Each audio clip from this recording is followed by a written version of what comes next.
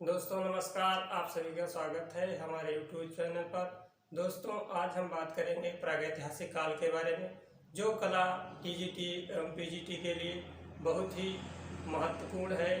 तो अब हम अपनी वीडियो को स्टार्ट करते हैं। तो अब हम दोस्तों इसके मेन पॉइंट लिख लेते हैं। सबसे पहले जो है डेनियल विल्सन ने प्रागैतिहासिक जो है अपनी पुस्तक में इसका प्रयोग किया था, प्रागैतिहासिक शब्द का।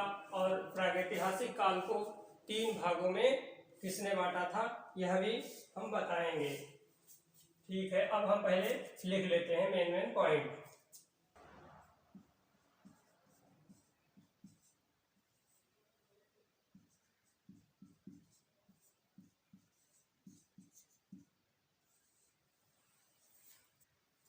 तो दोस्तों अब यहाँ पे हम सारा लिख लिए हैं, उसके बाद अब हम आपको समझा देते हैं।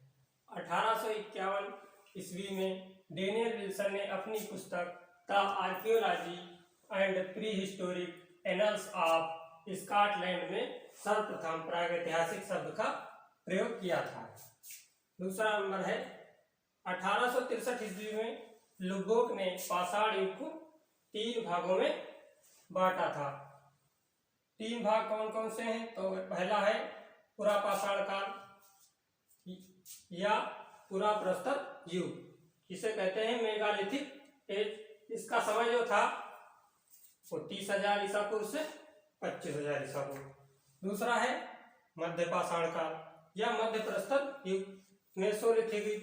इसका जो समय है वो 25,000 ईसा पूर्व से 10,000 ईसा पूर्व। तीसरा है उत्तर पाषाण काल या नवपाषाण युग, नियोलिथिक इसे कहते हैं। ये 10,000 से 5,000 ईसा पूर्व तक है। खोज संबंधी जो तथ्य हैं, औजारों की जो खोज है, भारत में सर्वप्रथम जो है प्रस्तर युग के औजारों की खोज 1863 ईस्वी में ब्रुसफुट नामक विद्वान ने की थी। और 1865 ईस्वी में HB वाइने ने गोदावरी के किनारे पैथान नामक स्थान पर एक हासिल प्राप्त किया था। पुरापाषाण काल जो है इसमें मानव प्रकृति निर्मित गुफाओं में रहता था और जो है अनगढ़ औजारों का प्रयोग करता था। जो अनगढ़ औजार उन्हें कहते हैं जो जैसा मिले उसे अपने अनुकूल कुछ उसमें परिवर्तन बिना किए ही उसका प्रयोग करना, उसे हम अनगढ़ औजार कहते थे। उसका जो है मध्यपाषाण काल में मानव ने सर्वप्रथम जो है नुकीले औजारों का बनाना प्रारंभ किया। फिर है उत्तर पाषाण काल में जो मानव है वो चित्रकारी करने लगा और गांव में बसने लगा तथा वह कृषि जैसे धंधों को अपनाने लगा। अब हम यहाँ पे पूर्व पाषाण काल के बारे में लिख लेते हैं कुछ पॉइंट, उसके बाद आपको बताते हैं।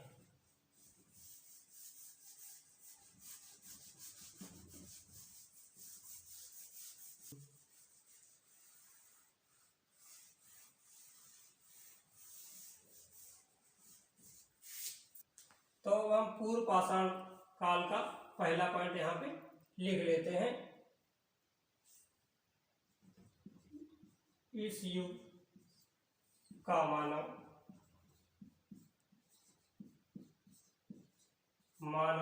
प्रकृति निर्मित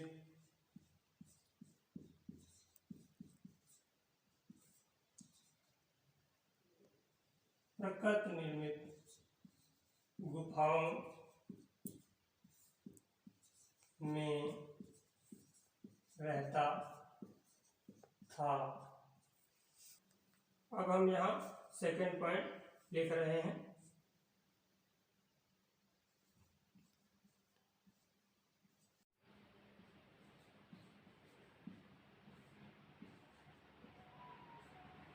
तो दोस्तों अब हम पूर्व पाषाण काल के सारे पॉइंट्स नोट कर लिए हैं। पहला है इस युग का मानव प्रकृति निर्मित गुफाओं में रहता था। दूसरा है इस समय का मानव क्विट्रीजाइट के नाम से पुकारा जाता था। तीसरा पॉइंट है इस काल का मानव कंदमूल व आखेट से अपना जीवन निर्वाह करता था। और चौथा है आग की खोज पूर्व पाषाण काल के मानव ने कर लिया था। ये क्वेश्चन पूछा जाता है कि आग की खोज कब हुई, तो पूरा पाषाण काल में ही आग की खोज मानव ने कर ली थी। तो अब हम इसके अगले पॉइंट यानी कि मध्य पाषाण काल के बारे में बताएंगे, तो उसे भी हम लिख लेते हैं।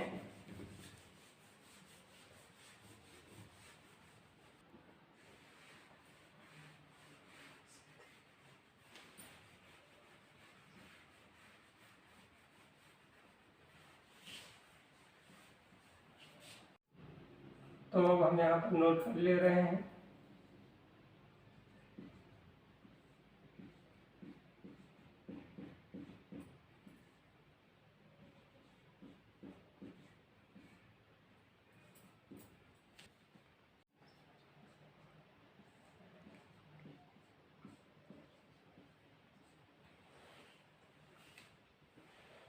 दोस्तों अब हम यहाँ पर पॉइंट लिख लिए हैं, अब आपको समझा देते हैं। मध्य पाषाण काल, पहला पॉइंट है इसमें, यह काल पुरा प्रस्तर युग के बर्बर जीवन के व नव प्रस्तर युग के समय जीवन के संधि काल या संक्रमण काल वाला समय माना जाता है। दूसरा पॉइंट है इस समय के मानव ने अपने औजारों को और अधिक सुडौल व ज्यामितीय रूप प्रदान किया। तीसरा पॉइंट है इस युग का मानव सौंदर्य की सहज अभिव्यक्ति के लिए निरंतर प्रयासरत था। तो मध्य पाषाण काल यहाँ पर पूरा हो चुका है। अब हम अगला पॉइंट नव पाषाण काल यहाँ पर नोट कर लेते हैं।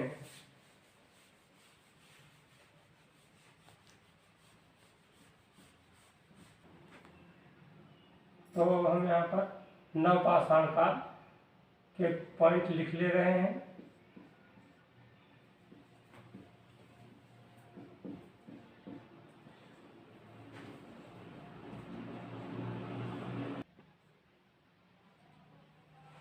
तो दोस्तों हम यहाँ पर नव पाषाण काल के पॉइंट नोट कर लिए हैं, अब आपको बता दे रहे हैं।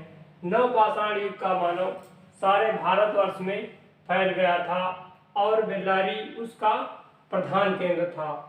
नंबर 2 है चित्रकला का विकास नव पाषाण काल में हुआ। शुरुआत जो है मध्य पाषाण काल में हो जाती है। भीमबेटका के जो चित्र हैं वो मध्य पाषाण काल के थे, बाकी जो चित्रकला का विकास है पाषाण काल में वो नव पाषाण काल से ही माना जाता है। तीसरा है नव पाषाण युग का मानव पशुपालन व कृषि जैसे धंधों को अपनाने लगा। चौथा है नव पाषाण काल के मानव ने बर्तन भांडों का प्रयोग करने लगा था। और पांचवा पॉइंट है इस युग के मानव ने गांव बसाने शुरू कर दिए थे। तो दोस्तों इस वीडियो में इतना ही। अगर जो वीडियो पसंद आई हो तो वीडियो को लाइक करें और अपने दोस्तों में शेयर करें। हमारे चैनल पर पहली बार आए हैं तो चैनल को सब्सक्राइब करें। तो फिर मिलते हैं एक नई वीडियो के साथ, तब तक के लिए धन्यवाद।